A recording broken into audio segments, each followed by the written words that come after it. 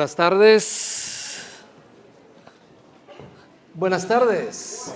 Buenas tardes. Estamos comenzando septiembre y miren, y esto es importante que para que no se nos vaya a olvidar, dentro de 2 semanas aproximadamente estamos llegando al 15 de septiembre, el 17 tenemos reunión.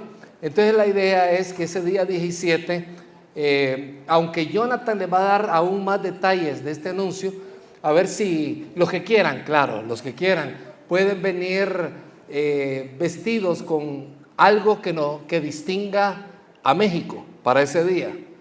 Puede ser una camisa, puede ser la bandera. Vengamos con algo que identifique a México ese domingo 17. No se vistan de mariachi, especialmente los supervisores y los diáconos de la iglesia, ¿verdad? Porque se van a poner la guitarra acá de una sola vez. Las hermanas que no anden como Frida, ahí cejudas y bigotudas, pero de alguna manera creo que sería bueno, vengamos vestidos de alguna forma, ¿verdad? Ahí, de acuerdo a la creatividad de cada quien, va a ser un tiempo muy bonito. Eso va a ser el 17. Vamos a tener un tema siempre de esta nueva serie que estamos comenzando, que son diferencias reconciliables. Ese es el tema de toda esta serie que vamos a estar tocando en el mes de septiembre. Vamos a hablar de la amistad, de las relaciones de uno con otro, vamos a hablar del perdón, vamos a hablar del egoísmo. Va a ser un buen tiempo. Así que de antemano les invitamos a no perder ninguno de los temas que vamos a estar tocando. Pero por otra parte, antes de comenzar, quiero presentarles a un nuevo ministerio que vamos a tener en la iglesia. De hecho, ya lo han visto así dando sus primeros pasitos, pero la idea, para mencionárselos, como ustedes saben, tenemos un ministerio de Chipper, ahí lo ven, que es el cuidado de niños, y quisiéramos destinar un ministerio cuya generación de ingresos todo vaya dirigido, todas las utilidades vayan dirigidas a Chipper. Y este ministerio pues va a estar trabajando con nosotros, va a estar allí haciéndonos las bebidas aquí en las reuniones, cuando haga frío, el chocolate caliente, el raspadito, etcétera, etcétera. Y entonces es un nuevo ministerio que se llama Fuente 133, ahí lo ven ustedes. ¿Quieren saber qué significa 133? Ay, no, búsquenlo. A ver en qué parte de la Biblia lo pueden encontrar. Fuente 133, y quiero presentarles a algunos de los miembros de este ministerio. ¿Dónde está Susi? Susi es el que va a dirigir el ministerio. ¿Dónde está Susi? Ahí está Susi. Susi, ¿quién más está contigo en el ministerio? Nora, qué bueno, Nora. ¿Quién más? Ayudando un poco también Ismael y Ali, pero no están. Y decía, Ali iba para México ahorita, de trabajo. ¿Quién más? Ustedes 4, Ismael también, que también va para México, volando de Dallas para allá. O sea, van a tener 4 personas trabajando aquí. Entiendo que de vez en cuando también ustedes van a poner, si se puede, camisetas, tazas y un montón de cosas allí alrededor. Así que ya saben, todo eso va dirigido totalmente a Chipper y al mundo de los jóvenes. Así que gracias. Un fuerte aplauso a estas muchachas. Gracias. Se los agradezco. Va a estar bueno. Lo apreciamos mucho. Así que ya saben, Fuente 133.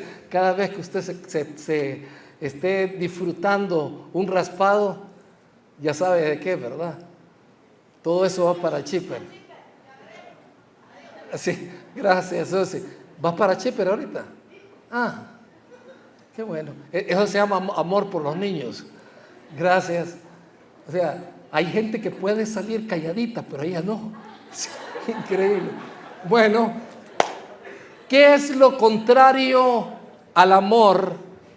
Y es una pregunta para todos los que estamos acá. ¿Qué es lo contrario al amor en términos de comportamiento y actitudes hacia los demás? A ver, ayúdenme. Vamos a hacer una pregunta, vamos a poner vamos a poner las opciones aquí en la pantalla.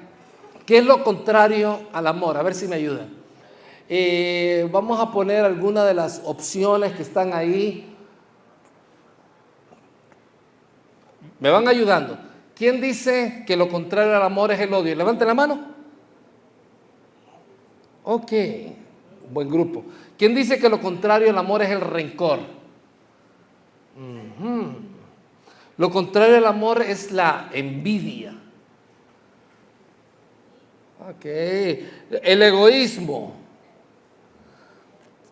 celos, el desprecio. A ver, parece, aquí hay dos, ¿verdad? Creo que dijeron odio y un poquito menos egoísmo. A ver, ¿quiénes de ustedes dicen que lo contrario al amor es el odio? Levanten la mano.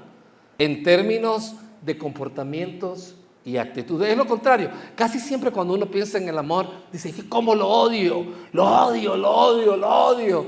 Y uno dice, ámalo mejor. O sea, es que no es un antónimo.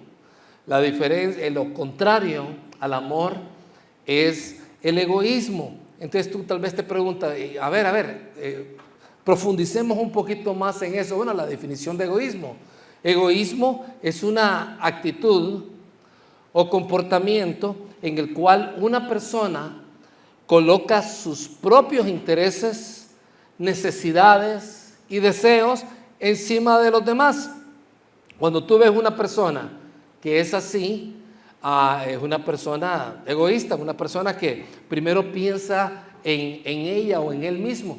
Me decía una señora hace algunos años atrás, Sergio, mi esposo es muy egoísta, me decía. Y yo francamente no lo miraba a él egoísta, pero me dice, él se compra todo para él, tenemos un presupuesto muy ajustado, pero él se compra computadora, se compra carro, se compra esto, pero yo no puedo comprarme nada. Mis hijos, tengo que estarle pidiendo a mi familia y él simplemente no quiere estar haciendo nada. Yo le digo, pero esa no es la impresión que da tu esposo. Sí, claro, porque él viene y desparrama hacia afuera, pero hacia adentro no. Él quiere lucirse, él quiere hacer esto. Y dije, wow. Y entonces yo comencé a entender un nuevo concepto de lo que es el egoísmo al escucharla a ella. Como un año después, el papá de este hombre casado, también un señor ya mayor, vino a conversar conmigo y me dijo, es que mi hijo es súper egoísta, me dice. Y nuevamente aquí yo dije, oh, wow, a ver, dígame, ¿a qué se refiere? Es que todo es para él, todo es para él. Cuando está pensando en algo que hay que hacer, él siempre está pensando, ¿qué es lo que yo puedo beneficiarme de esto? Y quiero decirles, no es que sea malo que uno busque algún tipo de beneficio, eso no es malo. Es saludable de alguna manera poder entender balanceadamente este asunto, pero cuando yo me coloco antes que los demás en una forma continua, comenzando con la misma familia, comenzando con aquellos que de alguna manera están bajo mi responsabilidad, entonces soy una persona egoísta, yo no los estoy amando. Un ejemplo es cuando, y esto sucede casi siempre en cualquier lugar, hay una fila muy ordenada para subir al camión. Y eso lo vi yo hace como una semana. Una fila muy ordenada. ¿Saben lo que se necesita para que una fila se desordene? Dos personas que vengan y digan, no, que yo me meto y se meten ahí. Se desordena aquí y de repente son 4 o 5 líneas las que hay ahí. Y todo eso es porque no falta aquel que quiere sacar agua a su molino. Y esto pues muchas veces lo hemos visto. Pequeños ejemplos, como por ejemplo, estás en tu casa y sales de tu auto, de tu cuarto, por decir algo, y vas hacia la cocina y encuentras algo que está tirado. Puede ser un calcetín, puede ser un papel, puede ser algo fuera de lugar. Un egoísta va caminando, ve que eso está tirado y dice, alguien más lo va a levantar. Y esa es la actitud. Pero la persona que está pensando en los demás va saliendo del cuarto, ve el calcetín y dice, si ese calcetín no lo levanto yo, alguien más lo va a levantar, lo voy a levantar yo. Ese papel, si yo no lo levanto, lo va a tener que levantar alguien más.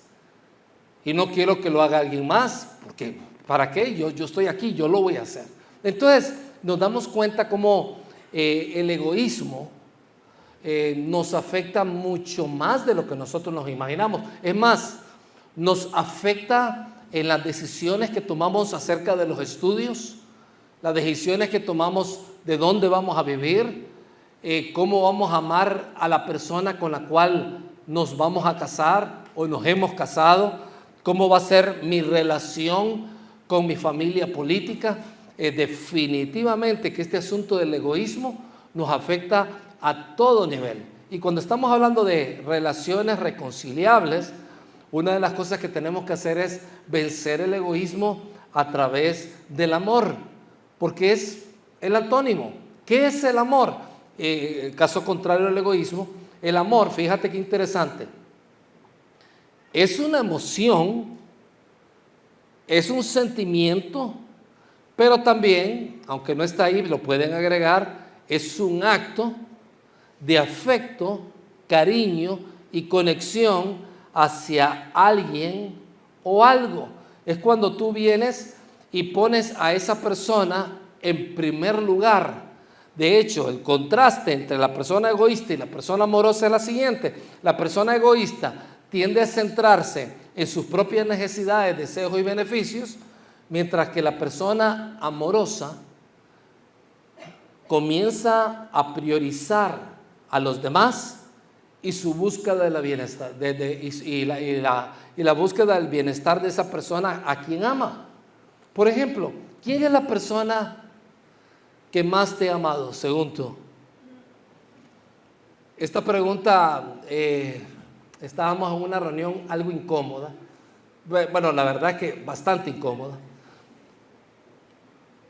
y una persona, una terapeuta, le preguntó a una señora, le dijo, oye, le dice, ¿y quién es la persona que más te ha amado a ti? Y esta persona dijo, mi mamá es la persona que más me ha amado. Ok.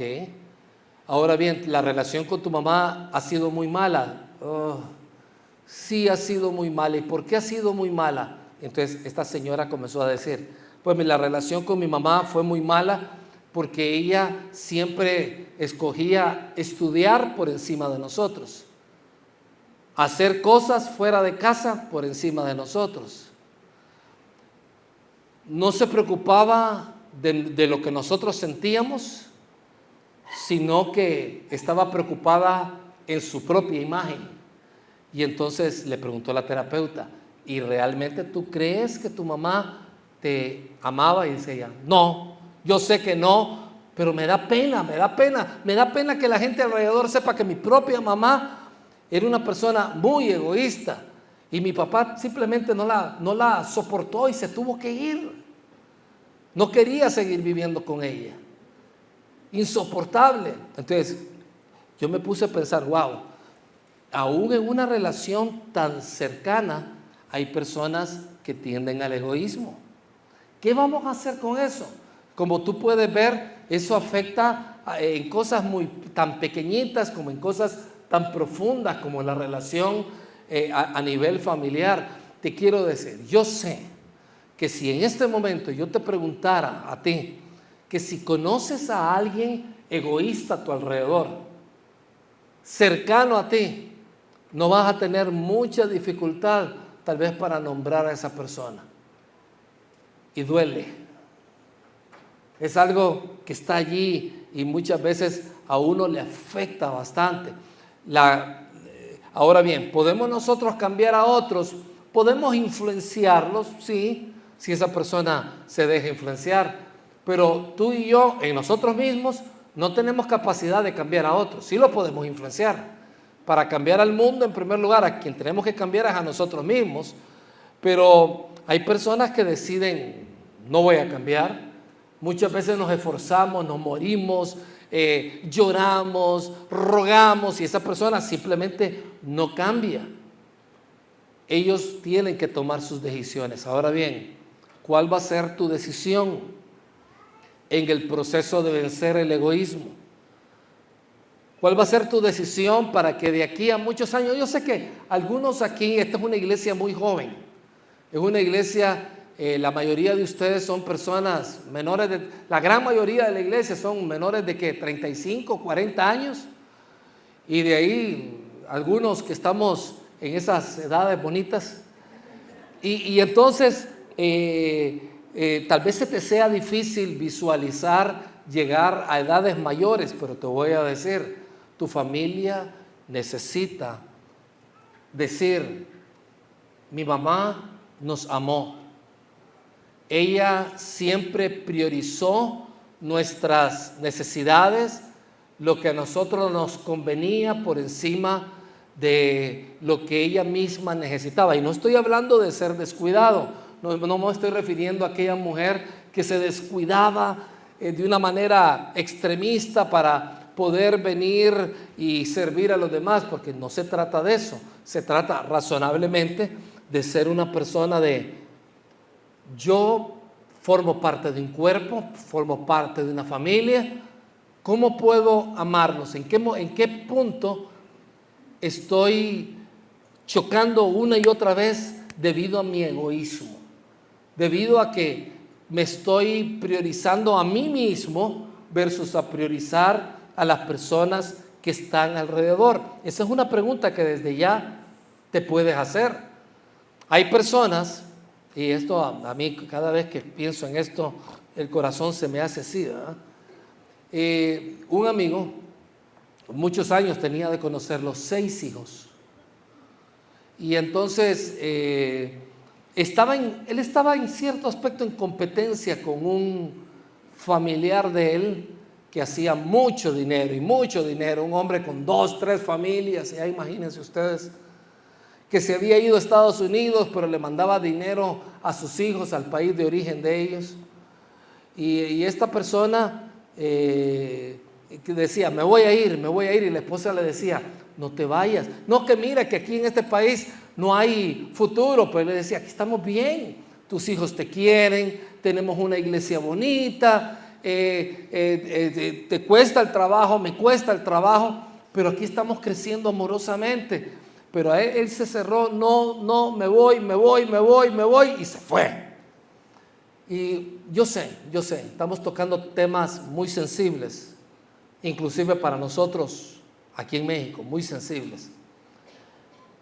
No podemos juzgar a aquellas personas que se fueron pensando que era lo mejor para sus hijos.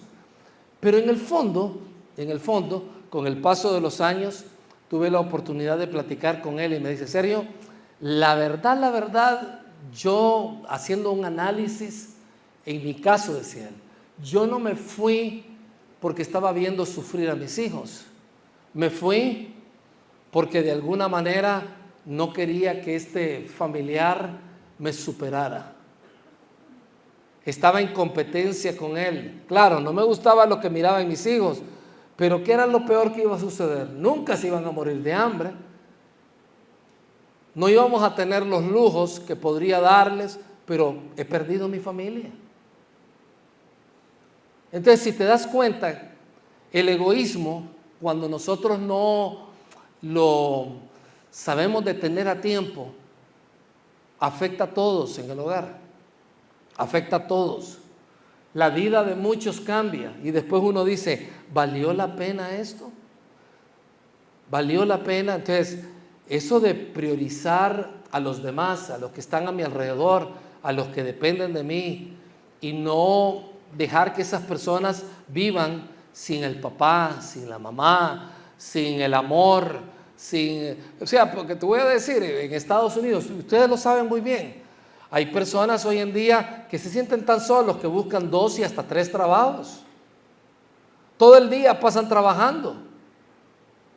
Y tiempo para ellos y tiempo para la familia. Pasan los años. El día de ayer mi esposa me estaba comentando de una señora con la cual ella estaba conversando y la verdad que a mí me dio mucho dolor. Saber señoras que tienen 4 o 5 años de no ver a sus hijos, pero hasta cierto punto prefieren andar con un hombre de arriba para abajo. Egoísmo. El egoísmo está allí alrededor, tocando la puerta de muchas personas. Ahora bien, ¿cómo podemos nosotros detener esto? Amando. Miremos un ejemplo de amor que a mí me gusta en la Biblia. Vamos a ir al libro de Ruth. En el capítulo 1, versículo 1, les cuento una historia. En ese tiempo Israel no tenía reyes, tenía jueces, que eran personas maduras, que de alguna manera Dios ponía a dirimir asuntos de justicia. Se organizaban en comunidades y los jueces venían y daban un poquito de vía en cierto aspecto. El gobierno era un gobierno muy pequeño. Mientras más grande es el gobierno, pues hay que mantener muchas veces el gobierno, pero en este caso el gobierno era muy pequeño. Dice que en los días en que los jueces gobernaban Israel, un hambre severa azotó la tierra. Por eso un hombre de Belén de Judá dejó su casa y se fue a vivir a la tierra de Moab, junto con su esposa y sus 2 hijos. El hombre se llamaba Elimelec, él era de Belén, y el nombre de su esposa era Noemí, ella también era de Belén. Sus 2 hijos se llamaban Malón y Kelión, no le pongan así a sus hijos. Eran efrateos de Belén en la tierra de Judá. Así que cuando llegaron a Moab, se establecieron ahí. Entonces ellos vinieron y se fueron hacia el oriente. Salieron de donde estaban y se dirigieron hacia al sur oriente prácticamente. Y se fueron a la tierra de Moab. Dice, tiempo después murió Elimelec y Noemí quedó sola con sus 2 hijos. Ellos se casaron con 2 mujeres moabitas. Fíjense qué interesante. Hasta aquí. Hubo hambre y se fueron. Se llevaron a sus 2 hijos. ¿Cuáles fueron las razones que los forzaron? Aparentemente, según lo que vemos acá, fue el hambre, no había nada más. Entonces, uno se casó con una mujer llamada Orfa y el otro con una mujer llamada Ruth. Pero unos 10 años después murieron tanto Malón como Kelión. Entonces Noemí se quedó sola, sin sus 2 hijos y sin su esposo. Hasta ahí aparentemente, después de 10 años, ni Ruth ni Orfa habían podido tener hijos. Las razones no las sabemos, pero la Biblia no menciona nada al respecto. Entonces, veamos cómo está la circunstancia. Una mujer se va a vivir a otro lugar, está peleando por sus hijos, el esposo también quieren darles de comer, no encuentran qué comer, se mudan a otro lugar, se van a un lugar donde hasta cierto punto Dios les había dicho que no estuvieran con los moabitas, aunque había mejor relación que con otros pueblos. En Moab habían otros dioses, habían otras costumbres, y ellos se fueron ahí. Expusieron a sus hijos, pero de alguna manera no estamos para juzgarlos a ellos, se fueron para este lugar. Y los hijos murieron, no dice la Biblia qué fue, su esposo murió y se quedó ella solita con sus 2 nueras. Hasta allí, una mujer con 2 personas que eran familiares políticas, eran sus hijas, si se puede decir así, porque se casaron con sus hijos, pero la pregunta es, ¿qué hubiera sucedido hoy en día en ese caso? ¿Qué hubiera sucedido? Yo me pongo a pensar. Sí, entonces dice la Biblia aquí que la situación se mejoró en Judea, se mejoró. ¿Qué significa? Que comenzaron otra vez, vino la abundancia, las tierras comenzaron a producir más, etcétera, etcétera. Y entonces, vámonos para allá, dijo ella, vámonos, regresémonos. Ahora bien, en un momento dado, ella, me imagino que se puso a pensar, ¿verdad? Vámonos para allá, vámonos Orfa, Ruth, vámonos. Y ellas habían entendido, habían vivido 10 años con ellas, sabía que de alguna manera tenían que seguir a su suegra, porque ya no eran parte de ese pueblo. Ya les habían enseñado que la mujer dejaba a su familia y quedaba atrás, y ellos seguían a la nueva familia, las costumbres que en aquel tiempo habían. Y entonces la situación se mejoró. Vámonos, le dijo ella. Ustedes se prepararon para irse. Pero en un momento dado, no sabemos en qué momento fue, Noemí se puso a pensar y dijo: me las estoy llevando y ellas ya no tienen esposo. ¿Estoy siendo sensible a ellas o estoy priorizando mi necesidad? A mí me conviene tener 2 mujeres para que me ayuden, porque soy una persona que mayor. Yo calculo que ella podía tener tal vez unos 60 años pasaditos. Era una mujer mayor, una mujer que se cansaba. No había el nivel, la salud que hoy tenemos. Probablemente una mujer que necesitaba ayuda alrededor, y aquellas 2 muchachas definitivamente eran gran ayuda para ellas. Pero en un momento dado, algo cambió dentro de Noemí. Mi opinión fue que ella decidió amar a sus nueras, porque hasta ese momento ella estaba viendo lo suyo. Hasta ese momento lo que ella estaba viendo era: me la voy a llevar. Se casaron con mis hijos las mantuvieron 10 años, yo me lo merezco y ellas se tienen que ir conmigo. Esa pudo haber sido la reacción de ella. Sin embargo, las amó y dijo: ¿estoy siendo justa con ellas? Si mis hijos ya no están y no les voy a poder dar más hijos, ¿por qué llevármelas? Y en el versículo 8 en adelante, yo creo que Noemí recapacitó.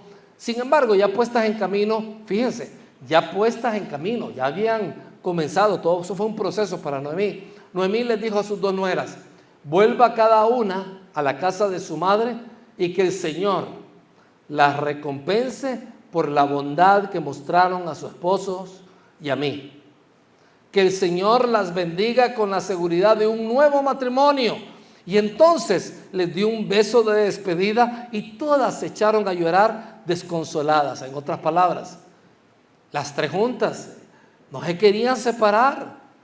Entonces ella las besó a cada una de ellas y se pusieron a llorar desconsoladas. ¿Cómo llora una persona desconsolada? Yo he visto personas desconsoladas llorar. Una vez vi a un amigo llorar desconsoladamente porque vio a su enamorada besarse con otro. Eso es desconsolado. Ustedes vieran qué feo ver llorar a un hombre desconsolado. Pero en este caso he visto también personas llorar desconsoladas ante la pérdida trágica de un familiar. Es terrible eso. Y en este caso ellas estaban desconsoladas, nada las podía consolar. Y le dijeron ambas: no, queremos ir contigo a tu pueblo. Insistieron ellas: nos vamos a ir contigo. Pero fíjate qué interesante. Noemí les volvió a decir: ustedes no tienen futuro conmigo. Yo no puedo tener más hijos para ustedes. Y aun cuando pudiera tener hijos, ustedes van a estar muy mayores para después darle a esos hijos cuando crezcan. Y a ustedes, cuando lleguemos allá a Belén, no las van a querer porque ustedes son extranjeras, son moabitas. Y les insistió. Y si tú te preguntas es: ¿por qué les insistió? Por una sencilla razón. El que ama se basa en la compasión y en ponerse en el lugar del otro. Y cuando tú y yo nos ponemos en los zapatos de la otra persona, en el lugar de la otra persona, como que todo el panorama se aclara. En ese caso, Noemí, decía ella: yo no me puedo llevar a esta muchacha. Yo regreso donde la gente que me conoció, han pasado muchos años, pero allá tengo hermanos, tengo familias.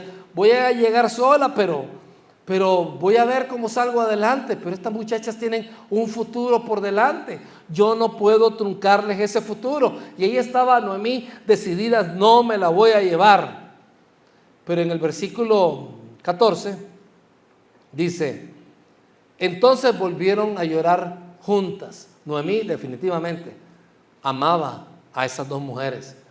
Y Orfa se despidió de su suegra con un beso. Pero Ruth se aferró con firmeza a Noemí. Mira, le dijo Noemí, tu cuñada regresó a su pueblo y a sus dioses. Tú deberías de hacer lo mismo. Y miremos el contraste. Fíjense. Orfa era una mujer mala. Para mí no. Era una mujer que quería a Noemí. Sí. ¿Quería ella irse del lado de Noemí? No, ella no quería irse. Pero ante la insistencia de Noemí, Orfa decidió irse. Pero Ruth dijo que no se iba a ir. Y aquí viene el asunto del egoísmo. Y esto es lo más difícil de comunicar cuando uno habla acerca del egoísmo. Cuando nosotros pensamos en una persona egoísta, usualmente pensamos en una persona avara, mala, maquiavélica, malvada, bruja, etcétera, etcétera. Pero fíjate que no es necesariamente así. Era una persona que simplemente, digamos que no era mala socialmente. Es una persona que simple y sencillamente te puede estar diciendo, no, la verdad es que me dieron trabajo el fin de semana y no puedo ir a la iglesia, pero no hay problema. Ese dinerito me va a servir para algo. Y sin darte cuenta, no le está dedicando tiempo a Dios, no está llevándose con otros cristianos alrededor. No son personas malas, son personas simplemente que toman decisiones en un ambiente muy, pero muy egoísta. Y no se dan cuenta, o sea, no son Orfa. Yo veo a Orfa acá y yo creo que ella es una persona que si en el futuro ella encontraba a Noemí, le iba a llenar de comida, la iba a llenar de todo lo que podía llenarle. Pero ella tomó una decisión basada en su conveniencia personal. Tiene razón mi suegra. Allá me puedo ir a casar con Faisal y aquí no. Allá me está esperando mi galán. Allá van a decir es viuda y casemos a la Orfa lo antes posible, antes que se le pase el tiempo. Pero si me voy con Noemí, capaz que nunca me case y ahí estemos las tres envejeciendo. Y en el versículo 16 encontramos algo, wow, clásico, maravilloso. Tal vez ustedes mujeres se preguntan qué sentimos nosotros los hombres al leer esto. Nos conmueve igual que ustedes. Nos toca el corazón. Ruth respondió, no me pidas que te deje y regrese a mi pueblo. A donde tú vayas, yo iré. Donde quiera que tú vivas, yo viviré. Tu pueblo será mi pueblo y tu Dios será mi Dios. Donde tú mueras, allí moriré y allí me enterrarán. Que Dios me castigue severamente si permito que algo nos separe aparte de la muerte. Y cuando Noemí, dice la Biblia, vio que Ruth estaba decidida a irse con ella, no insistió más. ¿Saben cómo se llama eso? Esa es una característica del amor. El que ama no espera nada a cambio. Ama sin esperar nada a cambio. El amor verdadero no busca que la otra persona le recompense. Hay personas que no pueden dar 24 botellitas de agua sin sacarse una foto para ponerlo en Sierra Madre. No lo pueden hacer. Hay personas que esperan algo a cambio acerca de lo que están dando. Sin embargo, aquel que ama, da y no espera que nadie le pague, porque el amor verdadero así es. Ama a los demás incondicionalmente porque puede romper las barreras del egoísmo. Miremos cómo es esto del amor encarnado en el mayor ejemplo de amor que tenemos, que es Dios mismo. En Lucas capítulo 6, Jesucristo le decía a los discípulos, antes de seguir hablando de Ruth, amen a sus enemigos, háganles bien. ¿Qué es lo que uno hace con el enemigo usualmente? Mientras antes lo aterriza mejor. Dice, amen a sus enemigos, háganles bien, presten sin esperar nada a cambio. Entonces, su recompensa será grande y se estarán comportando verdaderamente como hijos del Dios Altísimo, pues Él es bondadoso con los que son desagradecidos y perversos. Entonces, Dios nos dice que amemos a los enemigos y dice que no esperemos nada a cambio cuando les demos a ellos. Y en Romanos 5:8 se pone un poquito más claro en el área del contexto de la salvación. Dice, Dios mostró el amor que nos tiene a todos acá al enviar a Cristo a morir por nosotros cuando todavía éramos pecadores, cuando todavía éramos pecadores. En otras palabras, Dios no vino a morir por ti diciendo, a ver qué le voy a sacar a esa gente de gran comisión al morir por ellos. A ver cuánto diezmo me van a dar. A ver cuántas cosas buenas van a hacer para mí. No, Él no estaba pensando en eso. Él no es que Él no quiere que tú hagas buenas obras. Lo que pasa es que Él sabía que tú no te podías salvar portándote bien. A tal punto que dijo, voy a ir a morir por todas estas personas. Ellos no me pueden pagar. Es imposible que ellos me puedan pagar algo. Es imposible que ellos puedan retornarme un poquito. Es imposible. Entonces, vino a morir por nosotros cuando nosotros no lo merecíamos. Entonces, en la casa, en el trabajo, cuando yo comienzo a priorizar a otras personas por encima de mí, la gente se va dando cuenta, dice, esta persona no es egoísta, esta persona es humilde. Y esto es lo paradójico, y aquí es donde viene el asunto. Yo sé que más de alguno está pensando, óigame, pero si yo hago eso, la gente se va a aprovechar de mí. Claro, eso es un balance, pero fíjate que hay unas dinámicas a nivel universal que funcionan de esta manera. Cuando yo comienzo a amar a los demás, el mundo se me abre. Escucha, esto es importante. Es algo espiritual, es una dinámica que nunca falla. Cuando yo comienzo a amar a los demás y les doy prioridad a ellos, el mundo se me abre totalmente a mi favor. Así es como funciona Dios. Y fíjate, regresemos otra vez al caso de Ruth. Ruth amó a su marido, ¿es correcto? Ella quería a su marido. Creo que su marido era Quelión, en el orden como estaba, y no era Malión, sino que era Quelión. Entonces, ella quería a su marido. Murió su marido, a eso a ella le dolió mucho. Pero en la mente de ella había una cercanía con su marido. Para ella, su mamá era Noemí. Ella era la mamá de su esposo. Ella no podía dejar sola a la mamá de su esposo, porque dejar sola a la mamá del esposo es igual a faltarle al marido que se le murió. Y ella no iba a hacer eso con su esposo. ¿Cómo voy a dejar sola a mi suegra? No la voy a dejar sola. Aunque yo me tenga que morir, voy a estar con ella. Esa era la actitud de Ruth. También Ruth amaba a Noemí.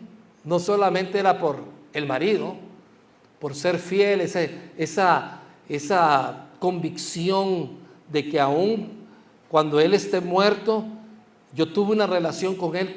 ¿Qué le voy a decir a él posteriormente cuando lo vea? Sí, dejé sola a tu mamá. No voy a hacer eso. Y entonces ella vino, se entregó a Noemí y le dijo, soy tu hija, te voy a acompañar. Bueno, pasó el tiempo, llegaron a Belén, estaban allí en la ciudad de Belén, de donde eran todos ellos. Belén, una ciudad muy famosa de la Biblia, ¿no? Entonces, la gente estaba recogiendo comida en diferentes lugares, granos y todo eso. Y Ruth dijo: Noemí, tú no puedes trabajar, yo voy a salir, si quieres tú prepara la comida, yo voy a salir, voy a ir a recoger todos los insumos. Y se iba a los campos a recoger granos. Y entonces, cuando llegaba a esos lugares a recoger el grano, ella se acercaba a las plantaciones, y a la orilla, según la ley judía, los agricultores dejaban aquellas cosas que la gente podía recoger. Entonces ella recogía todo lo que podía, peleando tal vez contra otro montón de gente que quería hacer lo mismo, pero ella recogía las cosas y se las llevaba a Noemí. Y un día vino el dueño del campo, un hombre rico llamado Booz, y preguntó: ¿y quién es esa muchacha que está ahí? Y le dijeron: ella es la nuera de Noemí. Ah, la nuera de Noemí. Entonces dice que Booz se le acercó a Ruth y le dijo: escucha, hija mía, quédate aquí mismo con nosotros cuando recojas grano. En otras palabras, no recojas de la periferia. Eso sucede hasta el día de hoy. Nosotros con Loida nos dirigíamos hacia el Mar Muerto y mirábamos al lado de los campos, mirábamos todas las plantaciones. Al lado tiraban todos los granos para que la gente pobre recoja ese grano. Y entonces ella dijo: no recojas de ahí, quédate en el campo con nosotros, no vayas a ningún otro campo, sigue muy de cerca a las jóvenes que trabajan en mi campo, fíjate en qué parcela están cosechando, síguelas, advertí a los hombres que no te traten mal, y cuando tengas sed, sírvete del agua que hayan sacado del pozo. Este hombre no tenía por qué reaccionar así. Entonces Ruth cayó a sus pies muy agradecida. Una mujer que definitivamente estaba priorizando a Noemí, priorizando a la gente. Su corazón era un corazón humilde. Cayó a los pies de Booz muy agradecida. ¿Qué he hecho para merecer tanta bondad?, le preguntó. No soy más que una extranjera. Sí, lo sé, respondió Booz, pero también sé todo lo que has hecho por tu suegra desde la muerte de tu esposo. He oído que dejaste a tu padre, a tu madre y a tu tierra natal para vivir aquí entre gente totalmente desconocida. Por lo menos había una persona que reconocía eso, se llamaba Booz. Que el Señor Dios de Israel, bajo cuyas alas viniste a refugiarte, te recompense abundantemente por lo que hiciste. Espero continuar siendo de su agrado, Señor, respondió ella. Usted me consoló al hablarme con tanta bondad, aunque ni siquiera soy una de sus trabajadoras. Y después, a la hora de comer, Booz la llamó y le dijo: ven aquí y sírvete de la comida. Puedes mojar tu pan en el vinagre. De modo que Ruth se sentó junto a los cosechadores y Booz le dio a comer grano tostado. Ella comió todo lo que quiso y hasta le sobró. Si ustedes pueden ver, y si cerráramos la historia hasta este punto, tú dirías: wow, es cierto. Dios comenzó a ayudarle a Ruth, le dio gracia delante de los ojos de otras personas. Dios comenzó a bendecir a Ruth. Definitivamente Dios es así. Y si la historia hubiera terminado allí, hubiera sido una historia bonita, pero no terminó allí. Pero antes de seguir leyendo, esto nos recuerda algo, y es que Dios bendice al que escoge desperdiciar su vida por amor a Él. Repito, que esto es importante. Dios bendice al que escoge desperdiciar su vida por amor a Él. Dios está listo para bendecirte a niveles estratosféricos. Pero aquí el punto es: ¿vas a aprovechar todo lo que tengas a tu alrededor, aún pasando encima de Dios y de tu familia? ¿O vas a desperdiciar, entre comillas, tu vida sirviendo a los tuyos y al Señor? Es una decisión personal. Orfa tomó su decisión. ¿Dónde está Orfa hoy? ¿En qué parte de la Biblia estaba ella? ¿Dónde volvimos a conocer de Orfa? Simplemente no volvimos a saber de ella para nada. Pero nota en Ruth capítulo 4 versículo 11, si me ayudas, dice: Y esto es otra parte importante. Antes de leer, vos, esa Noemí, es que Noemí, las mujeres de Belén son bien casamenteras hasta el día de hoy. Les digo, yo conozco mucha gente de Belén, muy casamenteras. Es más, imagínense, mi abuelo tenía 4 años de edad cuando nació mi abuelita y le dijeron, Juan se va a casar con Elena que acaba de nacer, ya desde pequeñitos. Así son. Entonces Noemí le dijo, vaya donde vos, póngase perfume, mi hijita, vístase bien, lávese las axilas, arréglese, póngase bonita. Y de alguna manera, ahí le dio una serie de consejos que Noemí, no sé si yo se los daría a una hija, pero Noemí se los dio a Ruth, y Ruth humildemente y sujeta vino, siguió la dirección de Noemí, a tal punto, para hacer la historia corta, lean el capítulo para que sepan lo que sucedió. ¿Qué fue lo que sucedió? Vos se fijó en ella y le dijo, definitivamente me tengo que casar con esta mujer, pero no me puedo casar contigo porque aunque los dos somos descendientes de Fares, y Fares era hijo de Tamar y de Judá, recordemos el caso de Judá, Elimelech era una línea y yo soy de otra línea, aunque los dos venimos de Judá, yo no puedo optar por ti a menos que otra persona venga, que sea la misma línea de Elimelech, que diga, no, nosotros no queremos a Ruth, cásate tú con ella. Y entonces él vino, reunió a los ancianos del pueblo, hablaron acerca de eso y se llegó a la determinación, no, yo no me quiero casar con Ruth, dijeron los demás, no la queremos tomar como esposa, cásate tú con ella. Y en el versículo 11, los ancianos y toda la gente que estaba en la puerta respondieron, somos testigos que el Señor haga que esta mujer que va a ser parte de tu hogar, fíjense la bendición de los ancianos, sea como Raquel y Lea, de quienes descendió toda la nación de Israel. ¡Wow! La bendición de estos hombres para una moabita, o sea, si la historia ya hubiera quedado ahí, ya era grandiosa. Una mujer que Dios le abrió la puerta por ser fiel a su suegra.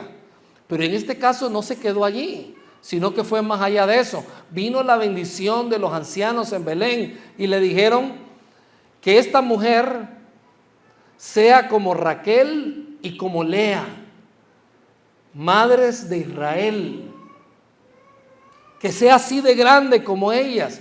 Y dice, que prosperes en Éfrata y que seas famoso en Belén, y que el Señor, vos, te dé descendientes por medio de esta joven, porque aparentemente no tenía hijos, te dé descendientes por medio de esta joven, que sean como los de nuestro antepasado Fares, el hijo de Tamar y de Judá. Para hacer un poquito de historia, Fares, hijo de Judá, fue el antecesor de la gente de Belén. Ahora bien, a ver, ¿qué significa todo esto? Solamente para que miremos hacia dónde se dirigió todo esto. Boaz se casó con Ruth, correcto. Tuvieron un hijo y después este hijo tuvo otro hijo. Noemí se convirtió, Ruth se convirtió en la esposa, en segunda ocasión, su segunda boda, se convirtió en la esposa de Boaz. Boaz fue su segundo esposo. De su descendencia nació un bisnieto. Bueno, tuvo un nieto llamado Isaí, e Isaí tuvo 7 hijos, y el hijo más pequeño de esta familia se convirtió en rey de Israel, David. En otras palabras, aquella muchacha moabita que decidió amar a su suegra e ir tras ella, se convirtió en la bisabuela del rey David. Pero no solamente eso, la cosa no quedó ahí. El linaje de Jesús, ¿a través de quién venía? A través de David. Judá. Entonces lo que te quiero decir, moabita, sin oportunidades, sin posibilidades de seguir adelante, sin futuro, está escrita en la Biblia. En la Biblia judía hay una moabita llamada Ruth. En la Biblia que nosotros conocemos está una moabita llamada Ruth, de un pueblo despreciado, y se convirtió en una persona que se le abrió el mundo. Yo quiero preguntarte, ¿podría Dios hacer lo mismo contigo? ¿Quiere Dios hacer lo mismo contigo? ¿Qué es lo que tienes que hacer? Despojarte del egoísmo y preguntarte, ¿cómo puedo yo amar a los demás aunque pareciera que estoy desperdiciando mi vida? Tú sabes que hay personas que piensan que venir a las reuniones los domingos es desperdiciar su vida. No, el domingo puedo estar descansando, es desperdiciar mi vida y ir a una reunión. No, estás aprendiendo. Lo que hoy has aprendido lo puedes poner en práctica y te puede servir para toda la vida. Ama a tu familia, ama a tus hijos, ama a las personas que están a tu alrededor. Sé una persona buena, bondadosa. No te pongas a ti en primer lugar. Piensa en el bien común, piensa en las personas que están alrededor. Da y da. Sacrifícate por ellos. Y una fuerza sobrenatural, poderosa, divina, se va a abrir todas las puertas de este mundo a favor tuyo. Eso es lo que Dios quiere hacer y espero que Dios lo haga en tu vida. Vamos a orar, vamos a cerrar nuestros ojos, por favor. Acompáñenme en este momento. Señor, gracias por el ejemplo de Ruth. Gracias porque ella escogió desperdiciar su única vida por amor a ti, por amor a Noemí, por amor a su esposo ya fallecido. Gracias porque ella amó sin esperar nada a cambio. Gracias, Señor, porque el amor se basa en ponernos en el lugar de la otra persona y no de ponernos nosotros ahí. Gracias, Señor, por este tiempo. Gracias por esta iglesia. Gracias por lo que nos enseña semana tras semana. Y gracias por esta nueva serie donde estamos conversando acerca de ti, conversando acerca de relaciones reconciliables. Gracias, Señor, por la vida de Ruth, y te pedimos de que muchas aquí puedan imitarla y muchos de nosotros podemos imitar su ejemplo de amor y de entrega. En el nombre de Cristo Jesús oramos. Amén y amén.